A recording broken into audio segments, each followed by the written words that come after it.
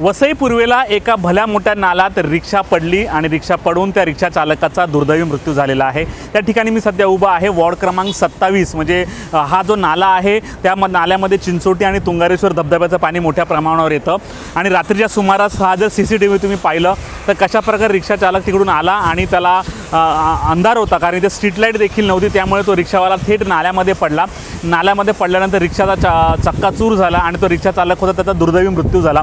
या ठिकाणी जे आहेत की नाल्यात इथे दुथडीवरून वाहत असतो, पावसात पाण्याचा अंदाज देखील येत नाही। इथे जे आहेत की रेलिंग बसवावी किंवा संरक्षण भिंत बसवावी म्हणून इकडच्या स्थानिक नगरसेवक ज्योत्स्ना भगली यांनी देखील मोठ्या प्रमाणात पत्रव्यवहार केलेला आहे।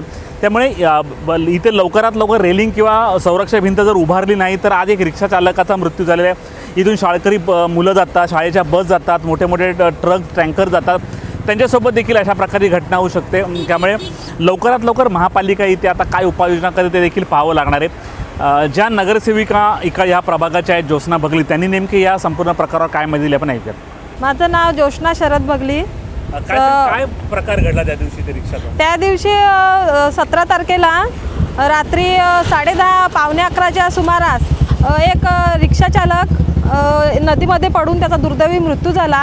रात्रीच्या अंधारात त्यांना रस्ता न समजल्याने आणि इथे आपण बघू शकता स्ट्रीट लाईट आहे, ती पण काही खांबे एकदम बंद अवस्थेत आहेत, तर त्या रात्रीच्या अंधारामध्ये त्यांना ते रस्त्याचं येणं समजल्याने त्यांची रिक्षा नदीमध्ये पडून त्यांचा दुर्दैवी मृत्यू झालेला आहे। आणि आम्ही महापौर साहेबांकडे पत्रव्यवहार वगैरे केलेला आहे आणि त्या पत्रव्यवहार करून त्यांच्याकडे इथे